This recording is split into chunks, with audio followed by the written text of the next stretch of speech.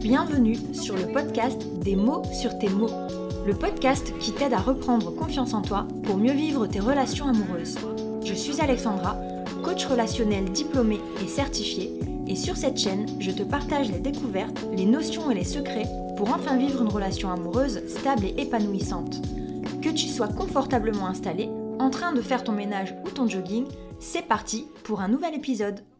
Coucou, j'espère que tu vas bien. Cette semaine, je te parle du fait d'avoir ce besoin en tant que femme surtout, et désolée pour les hommes, mais en tout cas le besoin qui est très féminin d'être parfaite dans son couple, de tout faire parfaitement. En fait, comme beaucoup d'épisodes, c'est en ayant une séance de coaching avec une cliente que je me suis rendu compte de ça, c'est que ça revient régulièrement, ce besoin-là d'être irréprochable en couple. Et c'est pour ça que j'ai parlé il y a peu de temps sur cette chaîne de la charge mentale en lien avec la dépendance affective.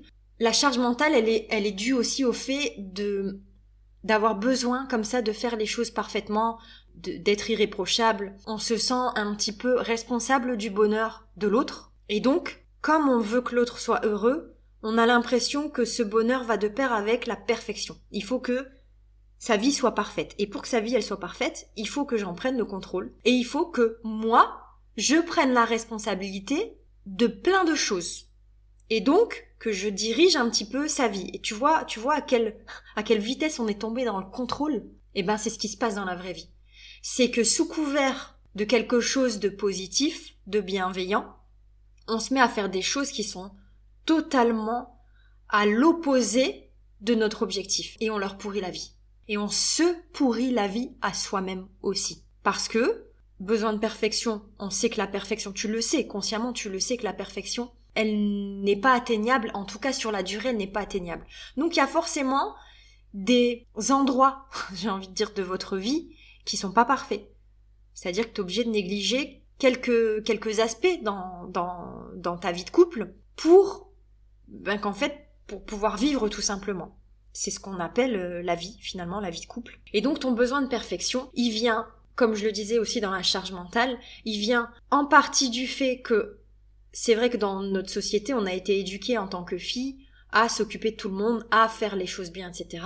Mais il vient aussi du fait, je le pense, j'ai aucune preuve de ça. De toute façon, j'ai aucune preuve de tout ce que j'avance, mais c'est juste ma manière, ma pensée qui m'amène là. Et donc c'est un échange. Je suis pas en train de t'imposer ma manière de penser. En tout cas, pour reprendre ce que je disais, elle vient aussi en partie du fait que on a ça dans les gènes. On a besoin d'être parfaite.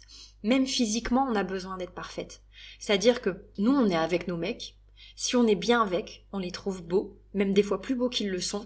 Et on est là à les voir comme des créatures de rêve. Bon, voilà, j'extrapole un peu, mais tu vois l'idée. C'est souvent, vous êtes là à me dire, mais lui, il est beau, et voilà, etc., etc.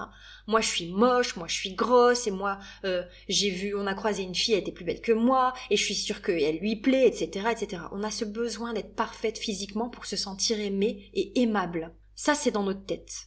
Donc, avant de faire une crise de jalousie à ton mec parce que vous avez croisé une fille plus belle que toi, selon tes critères à toi, je le rappelle, dis-toi bien que c'est le fruit de ton raisonnement à toi, et que c'est pas de sa faute. Alors, il se peut aussi que, effectivement, vous ayez croisé une belle fille, qu'il l'a remarqué comme toi tu l'as remarqué. Ça veut pas forcément dire qu'il est attiré par cette fille-là, et qu'il va te quitter pour elle. Et quand bien même il est attiré, je sais pas à quel niveau, mais ne serait-ce qu'à l'œil. Voilà, la beauté, elle attire l'œil. Essaye de te demander, toi, comment tu réagis quand tu vois un beau garçon. Alors, il y en a, en tant que dépendante affective, qui ne s'autorisent pas à regarder autour d'elle. Il y en a qui se l'autorisent, mais qui se l'autorisent qu'à elles. Parce qu'elles ont des valeurs telles qu'elles savent que, même si le garçon en question leur plaît, est beau, ça va s'arrêter là, parce qu'elles sont bien en couple, parce qu'elles sont amoureuses, parce qu'elles ont envie de réussir leur couple, etc., etc. Pourquoi ça serait pas possible à l'inverse? Pourquoi lui n'aurait pas le droit de trouver une fille jolie, tout en sachant que ça s'arrête là? Il la trouve jolie, point. On a besoin comme ça d'aller au fond du truc pour savoir à quel point il la trouve jolie, qu'est-ce qu'il serait capable de faire pour la voir, etc., etc. Si j'avais pas été là, est-ce qu'il aurait été la voir? On se fait du mal, en fait. C'est des questions inutile. Bien sûr, en coaching, on va un peu plus loin. L'idée, c'est pas en coaching de dire bon, c'est inutile ce que tu penses, passe à autre chose. Non. Mais globalement, dans le podcast, l'idée, c'est de te faire réaliser à quel point c'est inutile. Même si, au fond, dans tes faits et gestes, tu vas avoir du mal à te contrôler, c'est déjà bien de te dire au moins une fois, oui, effectivement, c'est inutile. Même si, dans les faits concrets du quotidien, je n'arrive pas à le mettre en place, à mettre en place les gestes qui concordent avec le fait que c'est inutile, et donc de ne pas en parler, de ne pas extrapoler. Tu vois la différence? Donc voilà, je suis pas en train de minimiser ce que tu penses. Ce besoin de perfection, comme je disais, il est là parce qu'on a toujours peur en fait.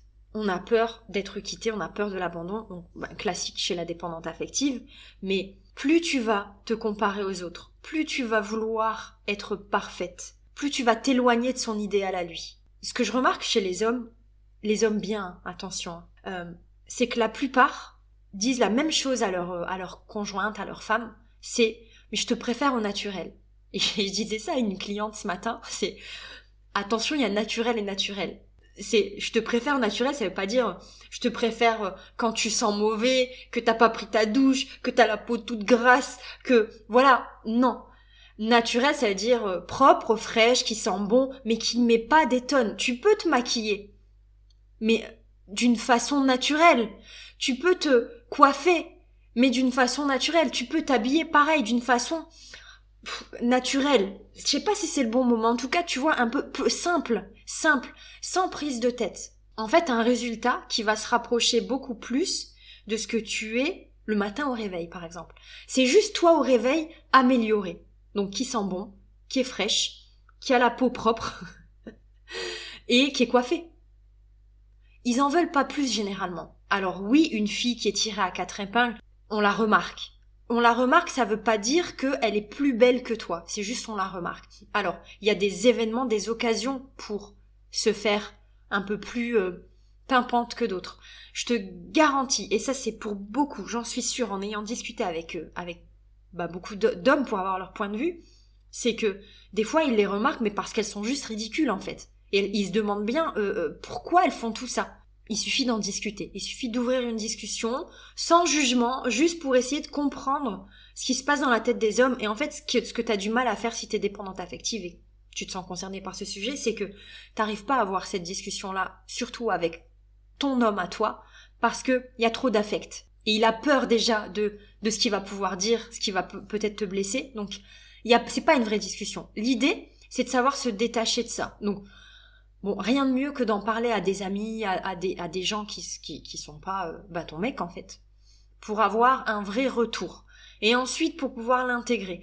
Donc en fait tout ce que je t'explique c'est vraiment, je te propose une ouverture d'esprit sur pourquoi j'ai besoin d'être parfaite, pourquoi j'ai peur que mon conjoint, mon compagnon, celui que j'aime, soit attiré par une autre. Voilà, c'est toutes ces questions. Mais il n'y a pas que le physique. Il y a aussi, je parlais hier avec une autre cliente, je parlais du travail. C'est-à-dire qu'elle me disait, enfin voilà, j'ai pas forcément beaucoup de compliments, mais c'est vrai que quand je l'entends faire un compliment à propos de sa collaboratrice, de ses qualités humaines, je le prends pour moi parce que moi j'ai pas ça.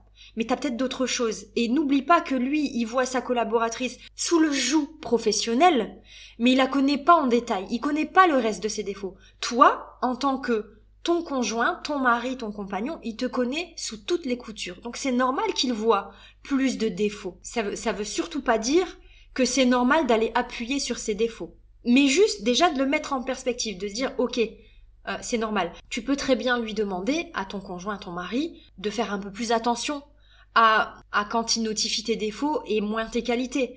Le fait que voilà, quand il parle bien d'une collaboratrice en particulier, on va parler de la concurrence.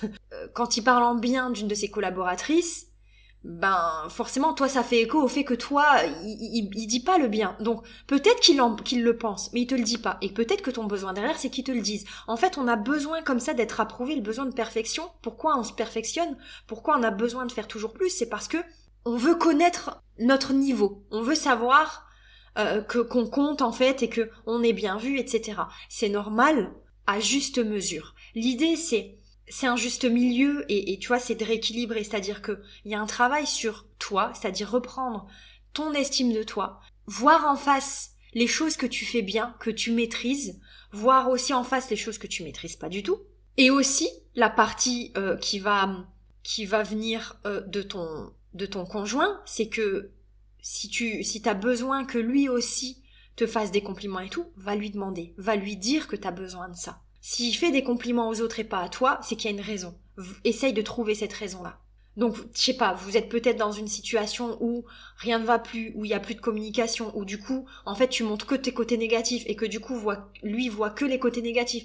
Ou pas du tout. Vous êtes peut-être dans une situation qui est stable, correcte, mais qui, pour autant, ne cesse de te rappeler, entre guillemets, ton infériorité. L'infériorité que toi, tu penses avoir. Bref, il y a toujours une explication à ça. L'idée, c'est d'aller vraiment au fond, d'aller décortiquer le pourquoi du comment. Mais en fait, l'idée, ce que je veux te dire, c'est qu'il y a toujours une explication et que le besoin de perfection, derrière, il y a une explication et il y a surtout une solution. Une solution qui vient en partie de toi, en partie de lui. Ça, c'est pour le couple. Ça peut venir de la famille, etc. si on a d'autres soucis, parce que généralement, quand on a un souci de perfection, on a un souci de manque d'estime de soi. Quand on a un manque d'estime de soi, c'est pas qu'en couple, c'est aussi en famille, entre amis, enfin, c'est dans toute la vie. Là, le sujet de cette chaîne de podcast, c'est la dépendance affective et donc le couple. Mais en tout cas, on peut rejoindre beaucoup d'aspects, d'autres aspects de la vie.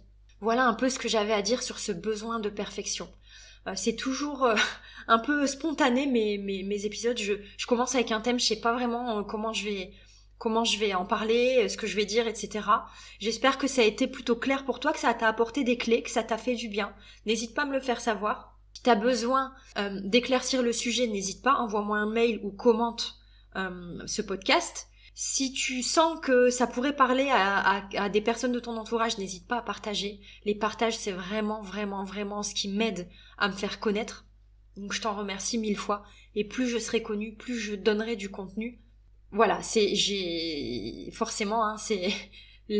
La vie, elle est pas faite d'amour et d'eau fraîche, donc j'ai besoin de travailler. Et voilà, merci beaucoup de me faire travailler, merci beaucoup de partager.